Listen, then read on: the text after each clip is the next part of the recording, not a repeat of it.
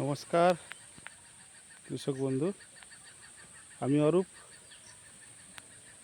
দেখাইছিলাম কিছুদিন আগে আমার বরবটি চাষ।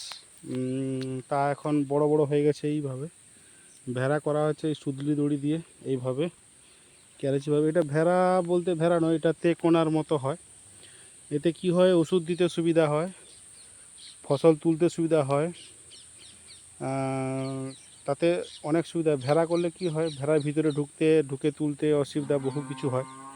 এতে অসুবিধাটা হয় না।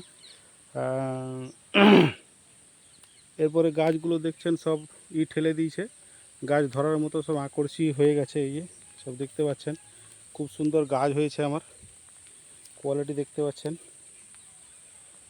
কেলিং জৈব চাষ দিয়ে করলে এইভাবেই ফসলটা হয়, আর ফসল প্রচুর পরিমাণে হয়। যখন ফসল হবে আপনাদেরকে দেখাবো। এই বরবটির জাতটা খুবই ভালো। বরবটির রোগ দুটো হয়, এক হচ্ছে সাহেব রোগ হয়। সাহেব বলতে গাছ সাদা হয়ে যায়। মার্কেটে এর কিন্তু কোনো ওষুধ নেই। যদি এই জৈব দিয়ে আপনারা ঠিকভাবে ট্রিটমেন্ট করেন, তাহলে কিন্তু আপনারা খুব উপকৃত হবেন, এবং এই সাদা যে রোগটা হয় ওটা আসবে না আপনাদের। এর জন্য আপনারা ইউজ করবেন আমাদেরই ভিরুব্যাক মানে কোম্পানির, কেলিং কোম্পানির নানা রকমের ওষুধ আছে। আপনারা পাল্টি ইউজ করবেন। ওটা বলে দেবো আমি কিভাবে ইউজ করতে হয়। কিভাবে ইউজ করতে হয় আমি আপনাদের দেখিয়ে দেবো, আর কিভাবে কি করতে হয় সেটা দেখিয়ে দেবো। এইভাবে চাষ হয়।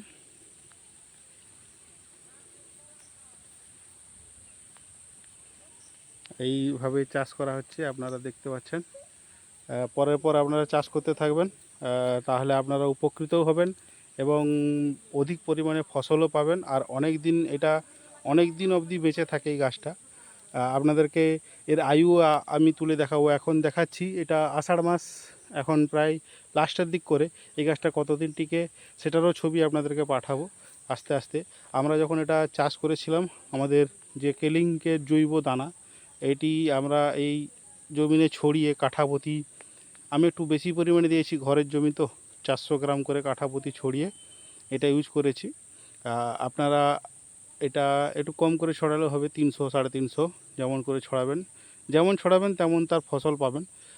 লং লাস্টিংও পাবেন, ফলন ভালো পাবেন, আর ফলনটা পুষ্টিকর হয় খুব সুন্দর। এরপরে আমার শশা চাষ আছে। শশা চাষটাও আপনাকে দেখাবো কিভাবে ভাটি তোলা হচ্ছে, আর কিভাবে কি লাগানো হয়, কি দিয়ে কি লাগানো হয়, সব সিস্টেম লাগাবো। এই যে বরবটিটা হয়, বরবটির বিচা যখন ফেলানো হয়, বিচাকে কুড়ে খেয়ে নেয়, একটা পোকা থাকে।